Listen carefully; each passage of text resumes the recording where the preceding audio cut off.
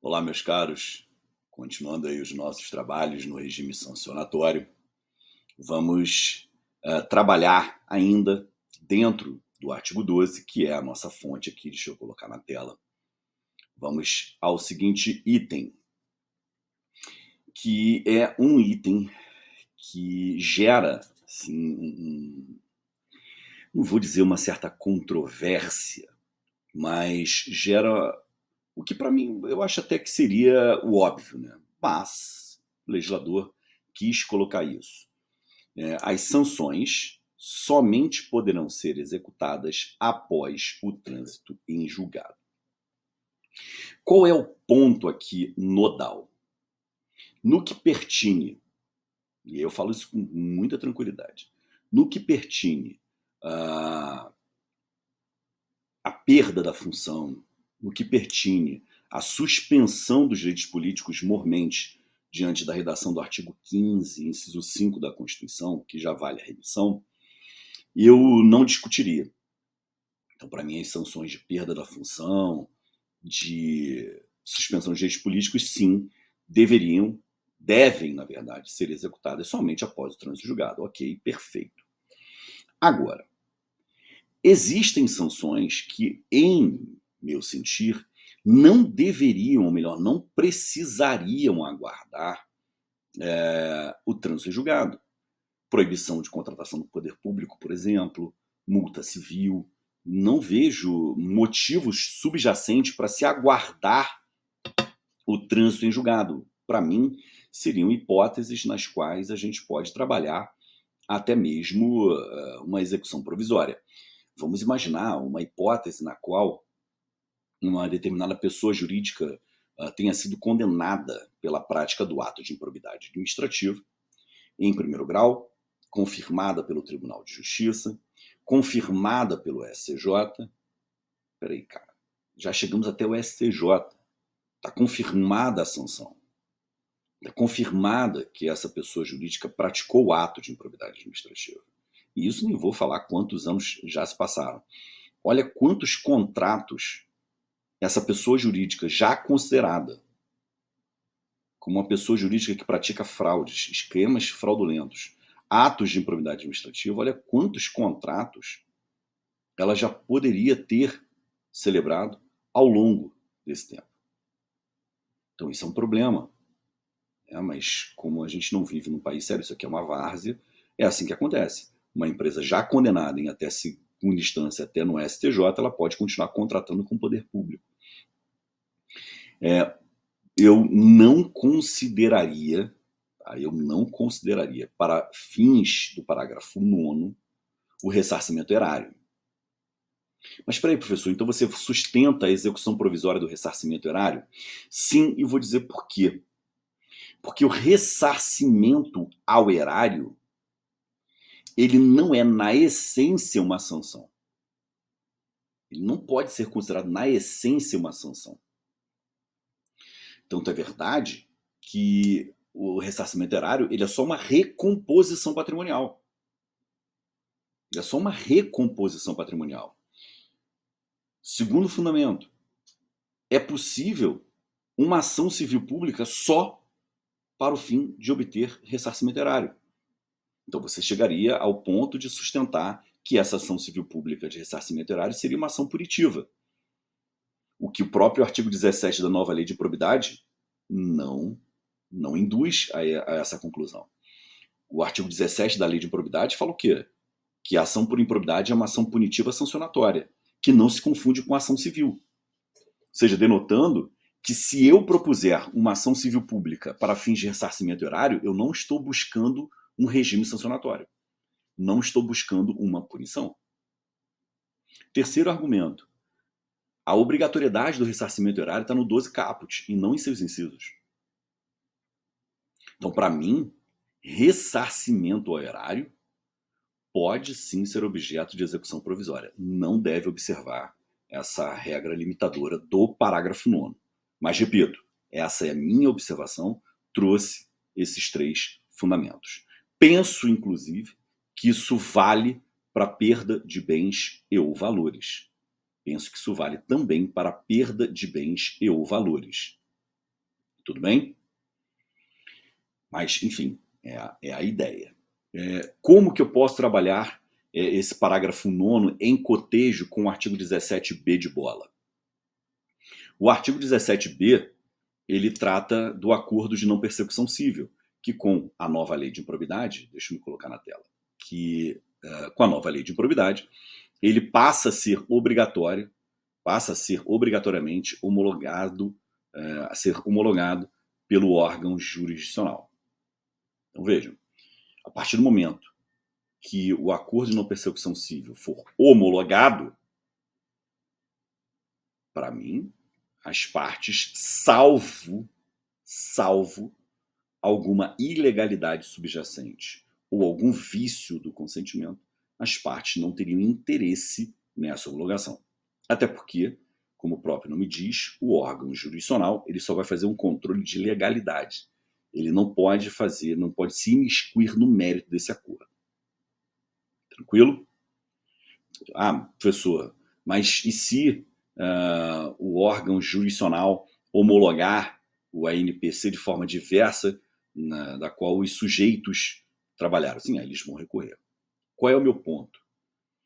Eu posso trabalhar o 12, parágrafo 9º também para o ANPC? Ou seja, eu só posso exigir o cumprimento do ANPC se houver trânsito em julgado?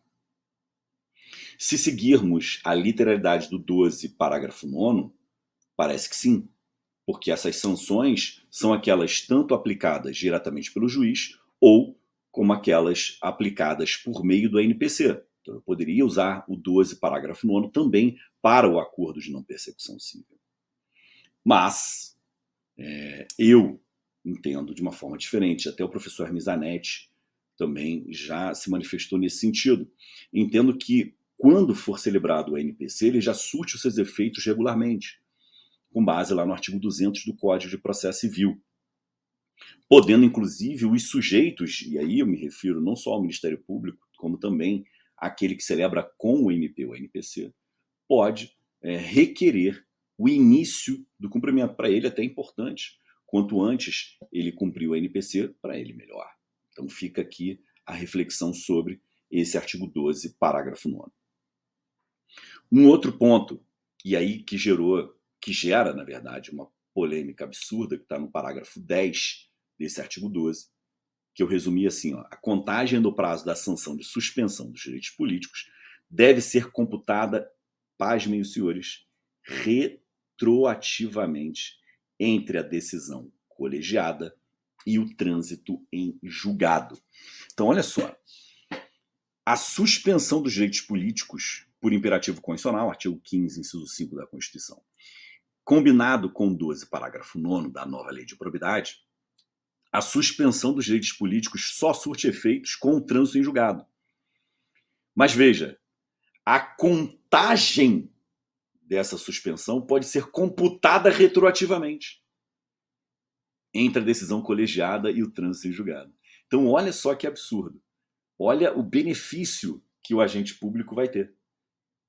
Então, transitou em julgado, mas entre a decisão colegiada e o trânsito em julgado, sei lá, passaram 4 anos. Então, eu vou computar esses 4 anos que ele não teve os direitos políticos suspensos, eu vou contar esses 4 anos para fins do prazo de suspensão. Então, vou repetir o absurdo. A suspensão dos direitos políticos só se efetiva com o trânsito em julgado. Então, tecnicamente, ele só vai ter os seus direitos políticos suspensos pós-trânsito em julgado. Porém, entre a decisão colegiada e o trânsito em julgado, eu já posso contar o prazo dessa suspensão. Então, olha que maluquice. Vamos supor que o cara recebeu lá 10 anos de suspensão dos direitos políticos. E entre a decisão colegiada e o trânsito em julgado, passaram 4 anos. Significa dizer que ele só vai ter que cumprir 6 anos de suspensão. Mas espera aí, Fabrício. Não foram 10? Sim, mas o 12, parágrafo 10 diz que eu posso já computar o prazo entre a decisão colegiada e o trânsito em julgado, mesmo que ele não tenha os seus direitos políticos suspensos ainda. vai entender esse país. Eu falo, esse país é mais várzea. Outro ponto, que para mim é uma obviedade, que está no artigo 12, parágrafo 7º, que principalmente, né, na verdade isso aqui vai ganhar muito mais reforço na sanção, ou melhor, na determinação de ressarcimento erário. É muito comum, quando você trabalha a ideia de funcionário fantasma, acúmulo irregular de cargos, você pedir a devolução da quantia que o camarada recebeu a título desse vínculo. Mas se ele comprova que mesmo o vínculo sendo irregular, ele prestou o serviço, porque existe a irregularidade formal, né? Olha, eu não posso acumular, mas é factível, eu consigo estar nessas duas funções. E existe aquela irregularidade material. Olha, o vínculo, além de não ser juridicamente possível, ele é faticamente inviável. Eu estou em duas cidades que não são próximas em termos de quilometragem, e mesmo assim eu acumulei essas duas funções em cidades diversas. Então, no caso em que ele consegue comprovar que prestou o serviço, é óbvio que tem que descontar, senão haverá enriquecimento sem causa por parte do ente público. Tudo bem? Outro ponto importante, o juiz pode autorizar o parcelamento em até 48 vezes. Então, essas questões relacionadas às sanções de índole pecuniária, elas podem ser pagas em até 48 parcelas mensais. Aqui, nesse ponto, eu tenho duas observações a serem feitas. Isso está lá no 18, parágrafo 4º. Então, eu sugiro que vocês façam remissão aí no 18, parágrafo 4º, para o artigo 12 e vice-versa.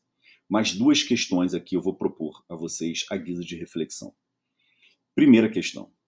Alguns entes da federação possuem leis específicas sobre parcelamento de seus débitos. Por exemplo, na comarca na qual eu sou titular, há uma lei municipal permitindo o parcelamento em até 60 vezes.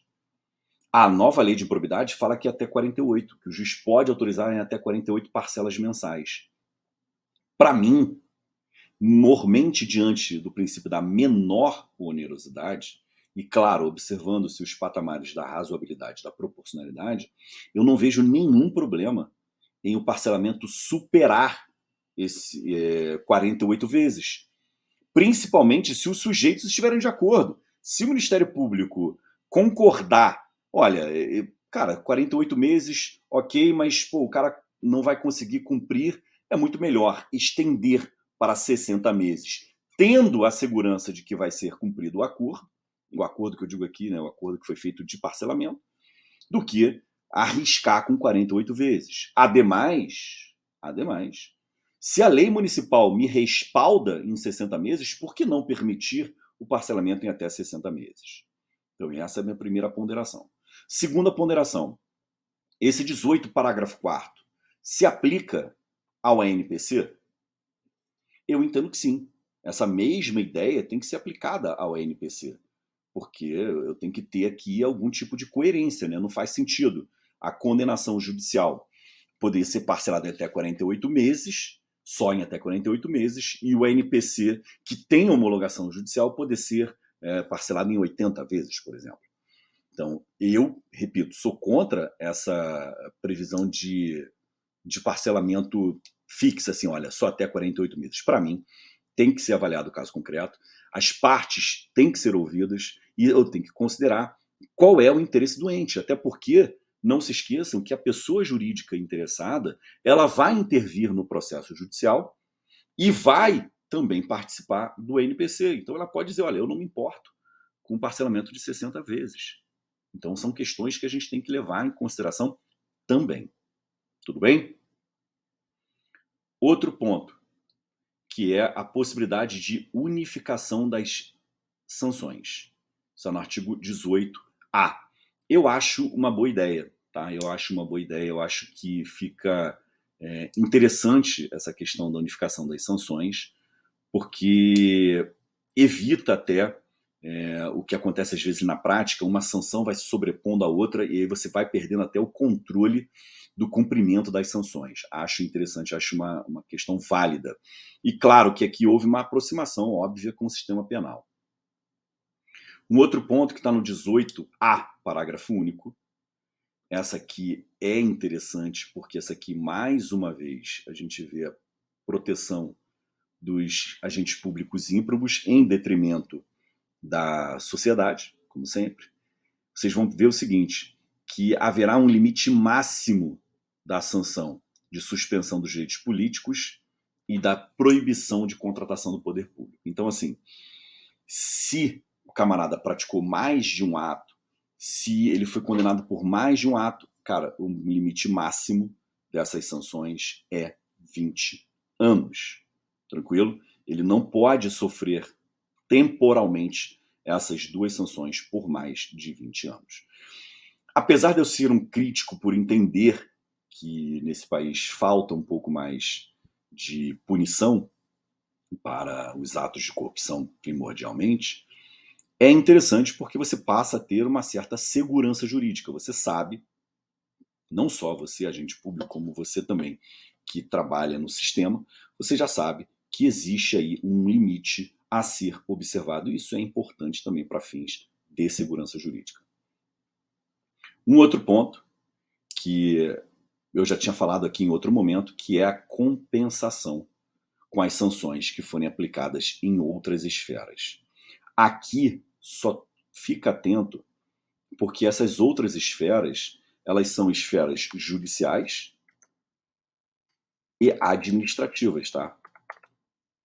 Então são as esferas judiciais e administrativas.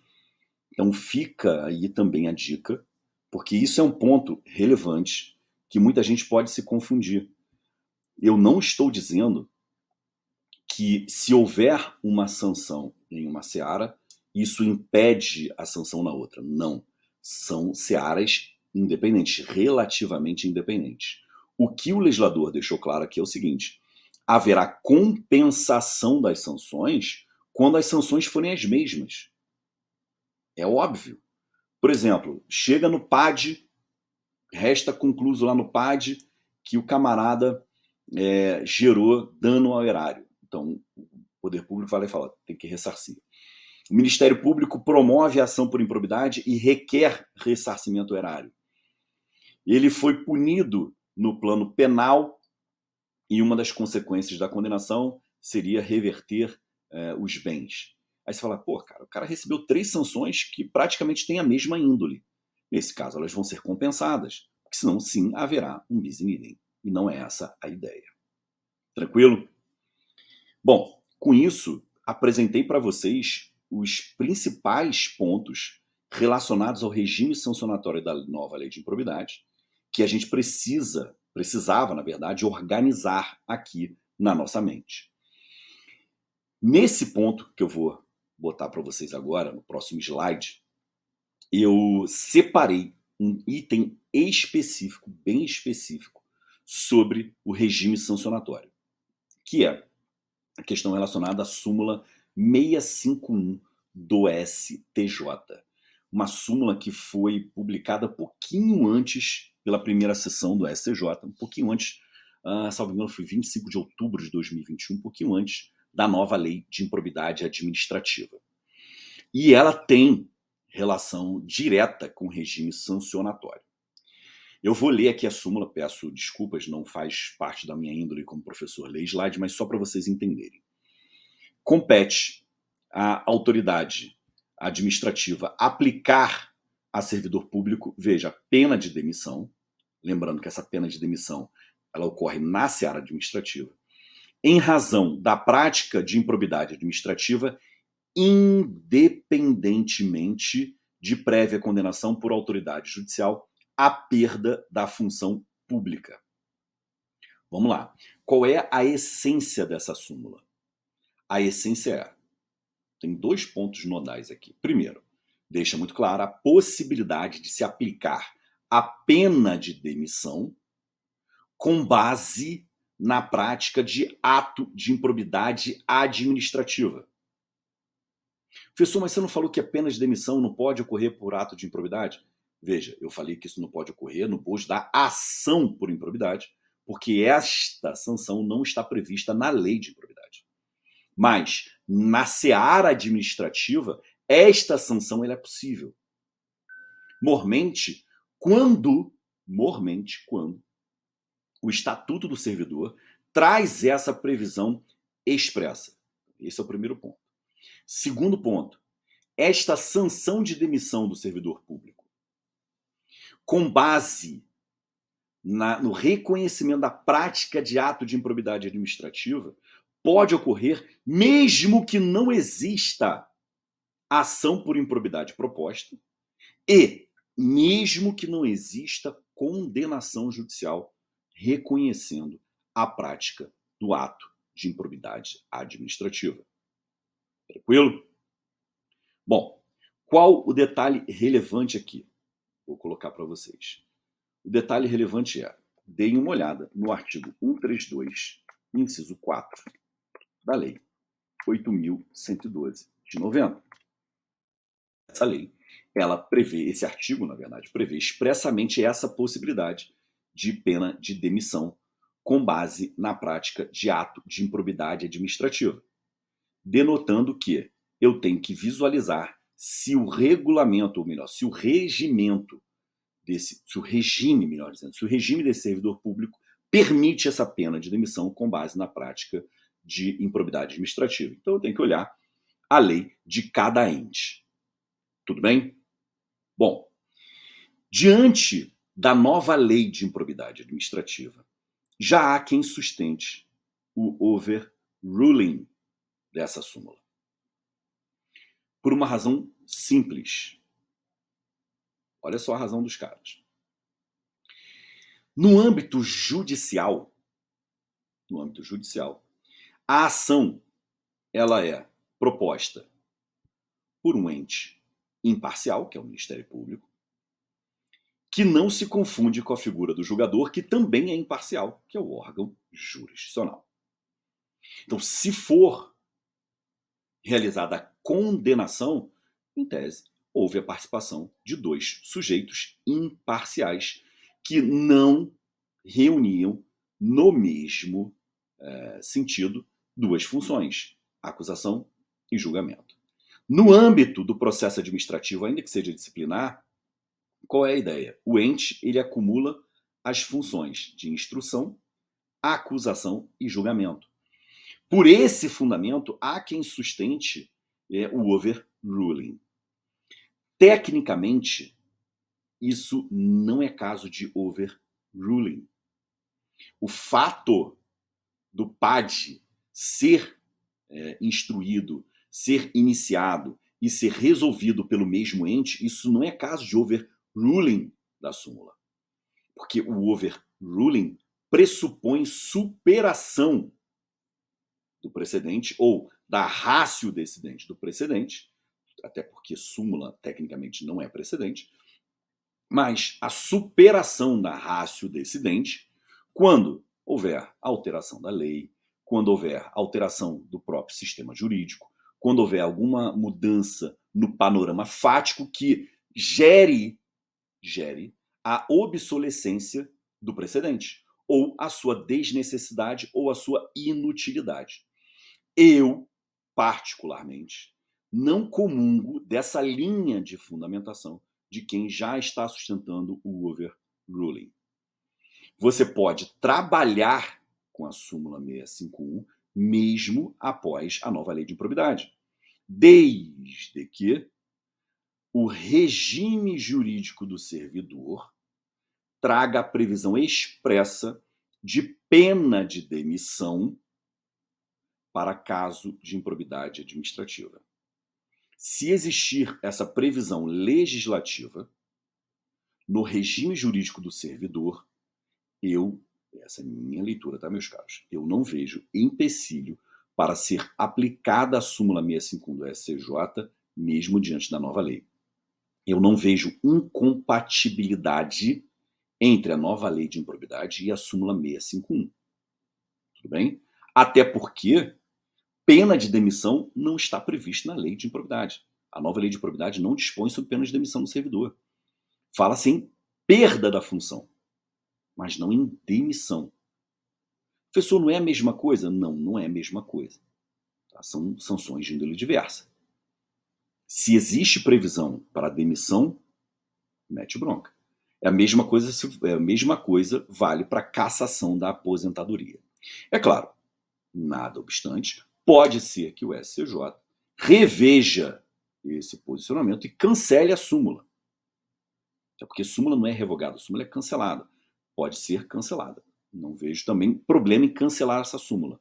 Mas, repito, posso estar enganado, mas eu não vejo, a princípio, incompatibilidade entre esses dois sistemas. Beleza? Posso até dizer que não é o mais adequado, mas não vejo incompatibilidade. Outro ponto. Agora a gente vai bater ponto a ponto aqui as mudanças em cada um dos atos de improbidade. Vamos começar com o enriquecimento ilícito, que está lá no artigo 9º, que você vai combinar com o 12, inciso 1. Primeiro, deixa de prever o ressarcimento erário. Aí você fala assim, pô, Fabrício, então se houver dano erário, ele não é obrigado a ressarcir? Cuidado, não está previsto no 12, inciso 1, mas está no caput. Outro detalhe importante, no que tange a suspensão dos direitos políticos, não há mais prazo mínimo para a condenação e houve ampliação do prazo máximo de 10 para 14 anos. Outro, houve uma mudança na forma de aplicação ou de decretação ou de condenação à multa civil.